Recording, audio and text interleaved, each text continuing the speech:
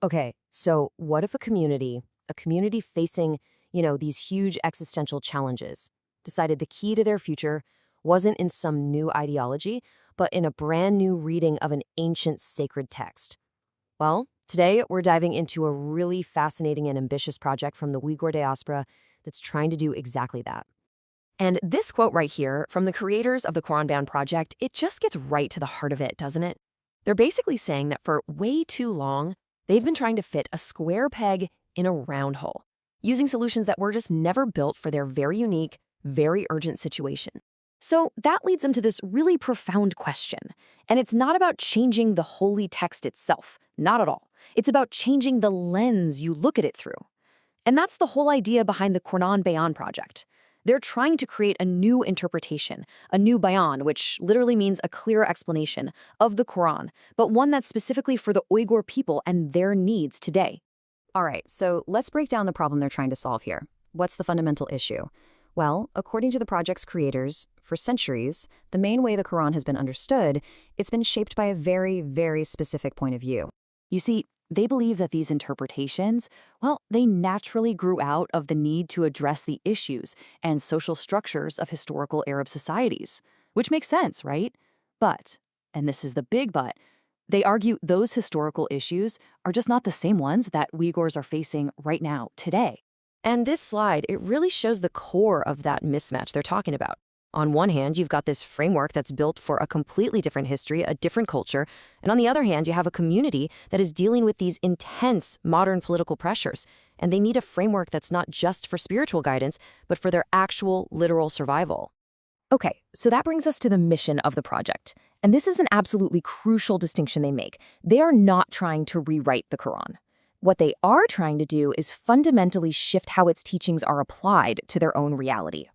And this whole idea hinges on a concept called tatbiq, which basically just means application. The creators are super clear on this. The divine text itself is untouchable, but what has to change, in their view, is how its principles are put into practice. It's all about how you apply it to everyday life in a way that's actually relevant and empowering for their community, right here, right now.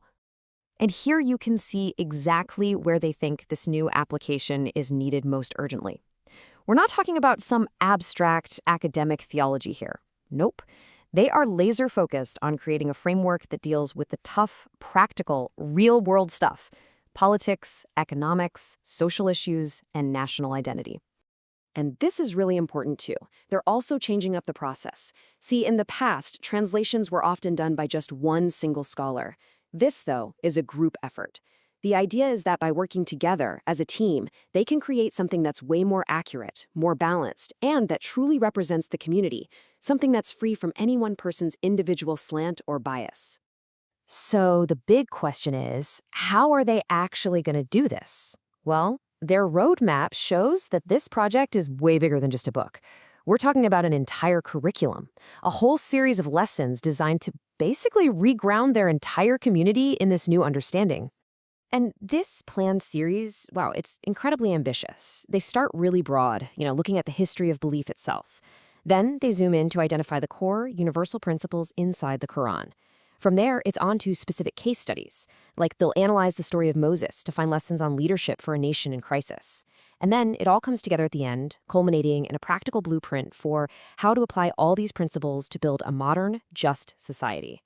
So all of this work, right, this massive reinterpretation, this whole curriculum, it's all pointing toward one huge ultimate goal: the revival and the strengthening of a distinct Uyghur national identity. Of course, a project like this is going to raise some questions. You might be wondering, wait, by creating a distinctly Uyghur interpretation, aren't they trying to cause a division or create friction with the wider Muslim world? It's a fair question, and thankfully, the creators address it head on. And their answer is really interesting. The way they frame it is key. They point out that the Prophet's message originally helped to unify all these separate Arab tribes into one cohesive people. So they see their work as being very similar. They're using that same universal text to help Uyghurs strengthen their own unique identity for their own time. It's not about opposing anyone else. And they're super explicit about this. Their focus is completely internal. This is about building up their own resilience, reinforcing their own cultural and spiritual foundations so they can face the challenges ahead. They state it very clearly. This is not about creating enemies, not with Arabs or any other group.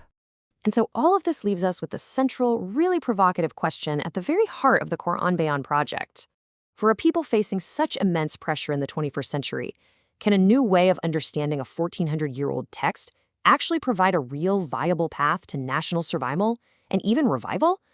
I guess the answer is something that's only going to unfold as this project moves forward.